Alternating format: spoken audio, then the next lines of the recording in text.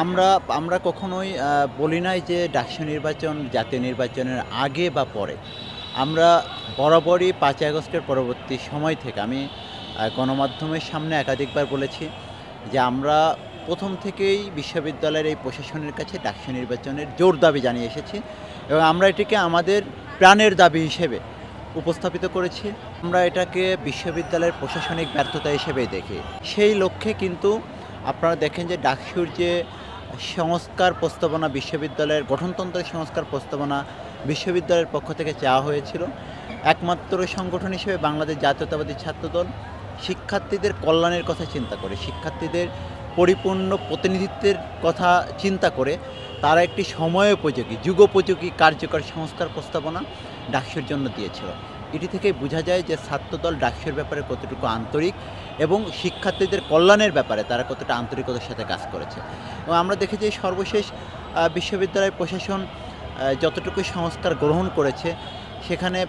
ছাত্রদলের অনেকগুলো বিষয় নিয়ে এসেছে, যদিও আমরা এই ব্যাপারটিতে পুরোপুরি রকম খুশি না, কারণ আমরা মনে করি যে শিক্ষার্থীদের পরিপূর্ণ প্রতিনিধিত্ব নিশ্চিতের জন্য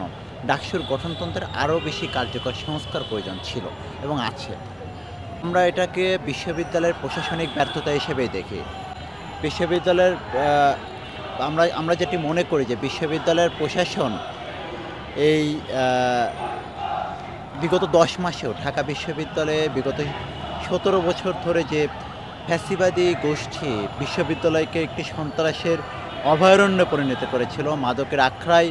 ক্যাম্পাসগুলোকে পরিণত করেছিল, সেই জায়গা থেকে যে ধরনের গুণগত সংস্কার প্রয়োজন ছিল বিশ্ববিদ্যালয়ের অভ্যন্তরীণ জায়গাতে, সেই সংস্কারে বিশ্ববিদ্যালয় প্রশাসন ব্যর্থ হয়েছে। যার কারণে কিন্তু তারা এই প্রয়োজনীয় সংস্কার বা প্রয়োজনীয় বিশ্ববিদ্যালয় প্রশাসনের মধ্যে যে পরিবেশটা তৈরি করা, একটি নির্ভয়ে শিক্ষার্থীরা তাদের মতামত প্রকাশ করতে পারে কিংবা ভয়হীন পরিবেশে তারা যে ভোট দিতে আসতে পারবে, এই ধরনের পরিবেশের জন্য যে ধরনের পদক্ষেপ গ্রহণ করা দরকার ছিল সেটিতে তারা ব্যর্থ হয়েছে। এবং এই ব্যর্থতার ফলে আমরা দেখেছি ঢাকা বিশ্ববিদ্যালয়ে অভ্যুত্থান পরবর্তী সময়ে দুইটি খুনের ঘটনা ঘটেছে, যেটি এই বিশ্ববিদ্যালয়ের শিক্ষার্থীদের নিরাপত্তা নিয়ে আবার নতুন করে প্রশ্ন তুলেছে যে বিগত ফ্যাসিবাদী আমলে যে ধরনের ঘটনা ঘটেনি, সেই অভ্যুত্থান পরবর্তী সময়ে আমরা দেখলাম যে তার থেকে আরও ভয়াবহ ঘটনা ঢাকা বিশ্ববিদ্যালয়ের অভ্যন্তরে ঘটেছে। এইসব সার্বিক বিষয়ে আমার কাছে মনে হয় যে প্রশাসনিক ব্যর্থতার জায়গা থেকেই তারা এই বিষয়টিকে সামনে আগাতে পারছে না। শুনুন, আমরা যেটি মনে করি যে আমরা গণতান্ত্রিক মূল্যবোধে বিশ্বাসী একটি ছাত্র সংগঠন, গণতন্ত্রের প্রতি আমাদের অকুণ্ঠ সমর্থন এবং আমরা এই যে মনোভাব পোষণ করি,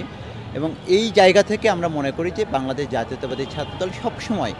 যে কোনো ধরনের চ্যালেঞ্জ না, যে কোনো নির্বাচন বা এই ধরনের প্রতিনিধিত্ব নিশ্চিতের ক্ষেত্রে তারা সবসময় প্রস্তুত।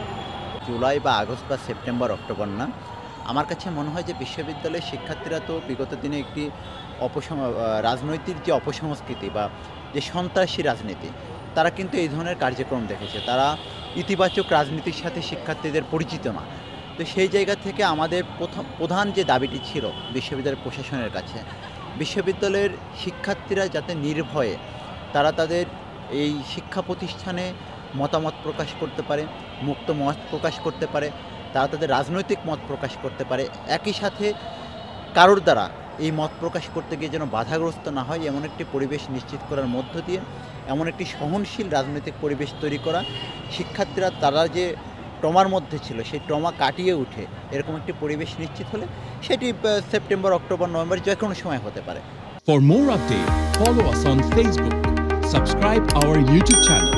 get the latest update on www.daily-sun.com.